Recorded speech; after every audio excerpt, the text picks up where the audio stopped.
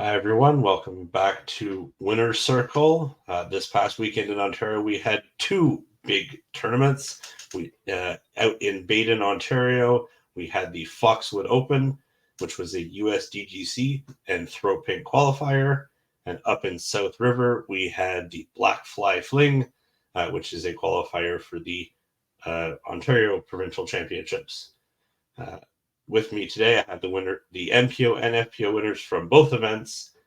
From the Foxwood Open, we have Mr. Thomas Gilbert and Chantel Budinsky. Welcome, both of you. Hey, good to be here. And from the Black Fly Fling, we have Jen Snow and Chris Ozolins. Welcome, everyone. Thank you. Hey, guys.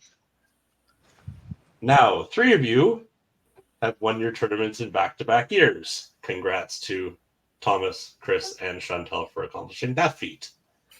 Thank you. Do you guys find it tougher defending a tournament than just winning it or playing in a different one? Start with Thomas on that one. It can be a little bit of added pressure because you know that you had a good performance the year before, and so people are kind of a little bit expecting another good performance, or that you have that potential. So just making sure that you have the ability to do it can be a little nerve-wracking, but also you can try to use it as a confidence booster as well. Chantel? Yeah, I agree. It is definitely extra pressure. Just because you can play the course well, so you just want to play it even better the next year and hope that you don't do worse. Fair enough. And Chris? Honestly, I didn't feel much pressure going into this one. I think if you're good at a course, you're good at a course too. There's a reason you won the first time. So, yeah, I do agree. You don't want to do any worse than the previous year, but I think there's a reason you won in the first place. So it's always nice going back into that situation. And Jen, I know this is your first time winning that tournament. I believe it's your first time playing up in that tournament, if I'm not mistaken. Yes, it is. First time up there. We didn't get to practice at all, so went into the tournament a little blind. We've been up the year before, so we got a kind of memories of it, but yeah, it was different. Never played shorts, so that was fun. Yeah, I will definitely be up there again. It was an amazing tournament. Now, I was at Foxwood, so I was able to see some of the changes on the course. I'm curious to Chris, I guess, because you were there last year. Were there any big changes at Blackfly for this tournament? Not in difficulty. It probably made it easier. Jody and Dwayne have been working on turf and brand new short pads for the course, so everything was really, really nice. Now they didn't have a complete set of turf pads last time we played, but now they do. So they actually improved everything and made it easier, which is fantastic. And you guys played just Saturday, Sunday, correct? So you had like perfect weather all weekend. Oh yeah. Yeah. Now, out in Baden, we had some great weather for Saturday and Sunday, but Monday was a little more interesting. Oh yeah. We had weather delay. I believe, Chantel, we were on just about halfway through hole 12. Yes. And had you thrown your tee shot on 4 yet, Thomas? Yeah, we had all thrown our tee shots, but we were like in the middle of searching for a disc when they called the lightning. Yeah, and it was wow. about a 2 hour or so delay, roughly. Yeah, and it wasn't too bad when they called it. Obviously, lightning still was a little ways away, but then within 20 minutes or so of when they called us off the course, it like started to really pick up, heavy wind, heavy rain, and then a couple lightning strikes even within the course property. So definitely good that they called us off the course. It would have been very difficult to try to play in those conditions. So I'm curious for the pro take on the changes that Daryl and Adam and the team made to Foxwood for this year. I'll start with Chantel. What were your thoughts on some of the changes? I did like a couple of the changes, but then I also didn't like a couple of the changes. Like hole 16, it was It's very difficult to get to that hole with such a low ceiling and the hill that's in the way. But I mean, people proved me wrong and they still birdied that hole. So, and I think I liked that they gave the FPO field different pars. We had a couple par fives that the MPO did not. They had really hard par fours. So I liked that change. And Thomas, your thoughts on the changes that were made? Yeah, I think they made a lot of the holes Thomas proof, I heard. So they took off some of the eagleable par fives. They brought the basket a little bit shorter on two of the holes, the original position on hole 12, and then they brought into a very dangerous position on hole 14 between two sand traps and the golf green. So it was very hard, but you just kind of had to play smart on those holes, try to just get the four and go. I was luckily able to snag, I think, one birdie on hole 12. But that, yeah, definitely made a couple of changes that just tightened up the course a little bit. The pushback on 16 made it a lot harder to access. So I think the only birdie I got was from a very long range putt, actually. So definitely, made the course a little more challenging. But I think that's kind of what they're going for at that kind of level of tournament. I heard about hole 14 all the way up at Black Fly. Is it true nobody birdied it during the tournament?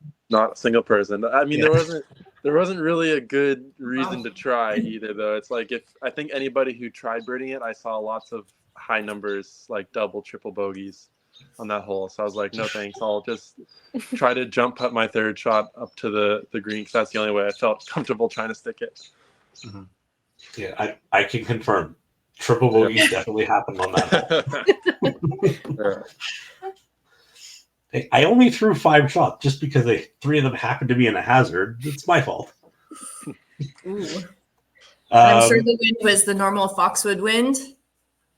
So not too bad. Oh, really?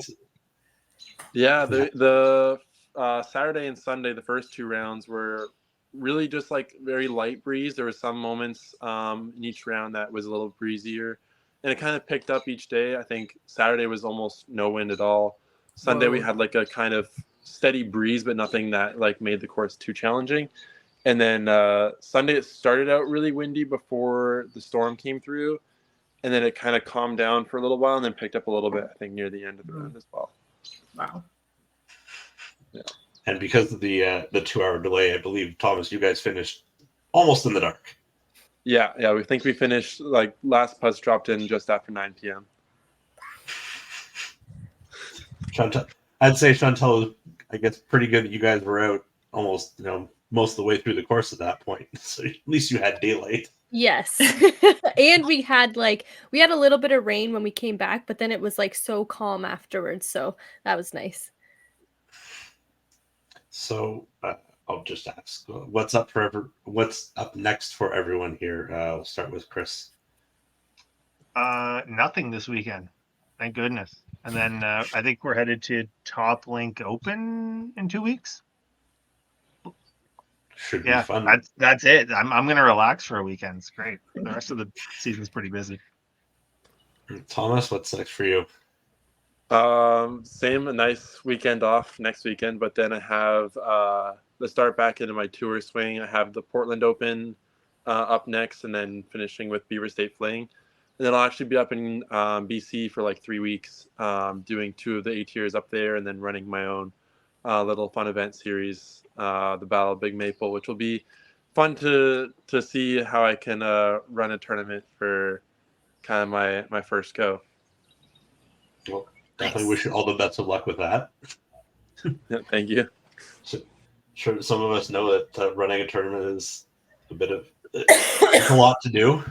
Yeah. Luckily, I have someone help me out there. Chance Dad's helping me out, so he's got some good experience, especially in that scene. Wonderful. Jen, what's next up for you? I don't have anything until Albion Hills in June, and then right after that, Brawny and the Beast. So that's exciting. I've never actually played that one. I don't think. Could never get into it. It goes fast. Mm-hmm. I'm sure they're good. I'm sure Oz is just going to sit there and add lots of OB and. On my tournament. Sure. I get to play Sorry, it, that's not true. host it. Yeah, It'll all be Brownie's fault this time. it's Brownie. Yeah. Extra OB and extra hazards and all sorts of fun stuff, and he'll be sure to order extra wind because that's something Brocky is known for sure. Oh, yeah. And Chantel, what's up? What's up next for you? I also have a week off, and then I'll be playing Top Link, and then I'll be in Michigan for an A-tier River City Open, and then at Albion, and then I start back up on tour. Wonderful, wonderful. Before I forget, I did want to highlight because Oz mentioned it to me. Jen, I heard you had a very good one, like super good round over your weekend, which was like, what was it, Chris? Like 9 something? 900 rated. 980, yeah. That was the short layout at Tom Thompson. It was a lot of fun. And I was nervous going into it because I'd already played 2 rounds of longs and I'd never played the short, so I have a bad habit of overthrowing stuff. So I was really nervous. But luckily, Craig was on my card for 2 rounds, so a little more confidence going into that one. So it was good. Jen was 9 down with 2 holes to go, and you should have heard the other MPOs on my card complaining about their ratings. Oh, she's gonna destroy our rating. It doesn't matter. That's fantastic. She just blew everyone away that round. Yeah, That's awesome. Thank you. That is so awesome, so wonderful. Well, thank you all very much for coming on with relatively short notice. I wish all of you the best of luck in your upcoming events and enjoying your week off that everyone seems to have. Try not to get into too much trouble. And we'll definitely be seeing you guys around. Yeah, we'll see you at Albion. Yes, for sure. Thank you very much. Thank you. Thanks, Josh. All right. Thank Josh. you. See you guys.